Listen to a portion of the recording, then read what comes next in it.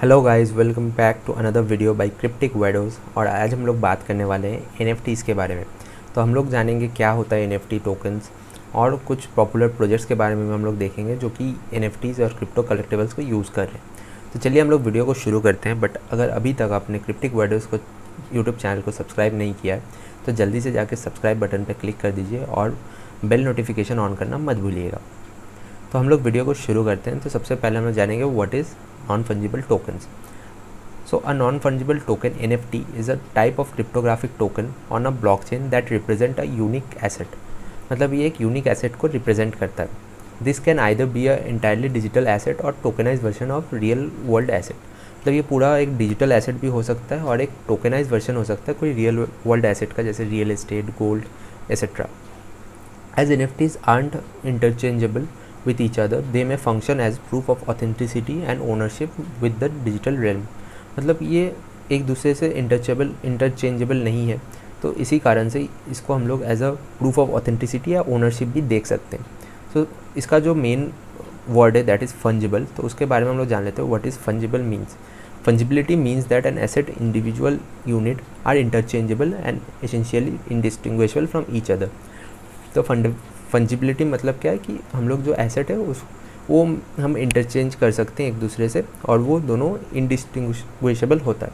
But हम लोग जैसे एनएफटीज़ में बात की कि वो यूनिक एसेट्स हैं, तो that's why non fungible tokens, मतलब जो इंटरचेंजेबल नहीं है. नेक्स्ट हम लोग आ जाते हैं कि हाउ डू एनएफटीज़ वर्क. तो एनएफटीज़ का मेनली हम लोग यहाँ पे डिस्कस करेंगे इथीरियम और बाइनेंस चेन के ऊपर जो एनएफटीज़ मिंट होते हैं या एनएफटीज़ तैयार होते हैं उनके बारे में. तो इथीरियम चेन पे जो स्टैंडर्ड सबसे पहले हम लोग डिस्कस करने वाला है वो है ERC 721. तो ERC 721 क्या है? It's a standard for the issuance and trading of non fungible assets on the Ethereum blockchain. मतलब कोई भी एनएफटीज़ को हम लोग को अगर इशू करना है या ट्रेड करना है इथीरियम ब्लॉकचेन पे तो हम लोग ERC 721 में कर सकते हैं. तो उसके बाद एक उसका रिसेंट या इम्प्रूव स्टैंडर्ड आया है दैट इज़ ERC 1155. तो इसमें क्या होता है?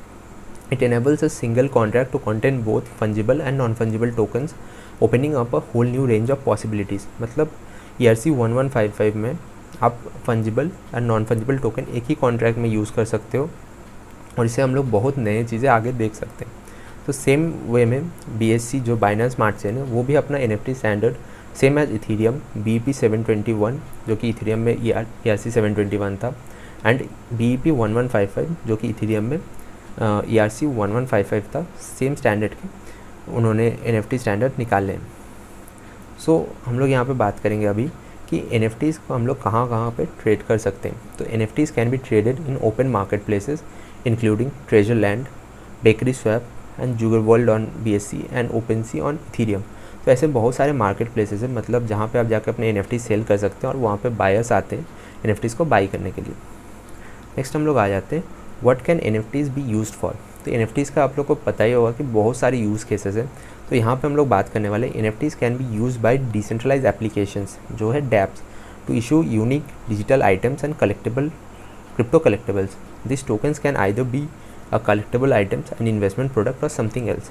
सो ये जो टोकन्स है NFT, तो ये हम लोग डिसेंट्रलाइज एप्लीकेशन जो कि डैप्स उसमें यूज़ कर सकते हैं और यहाँ पे हम लोग उसको एज अ कलेक्टिबल आइटम, एक इन्वेस्टमेंट प्रोडक्ट या कुछ और के लिए भी हम लोग यूज़ कर सकते हैं.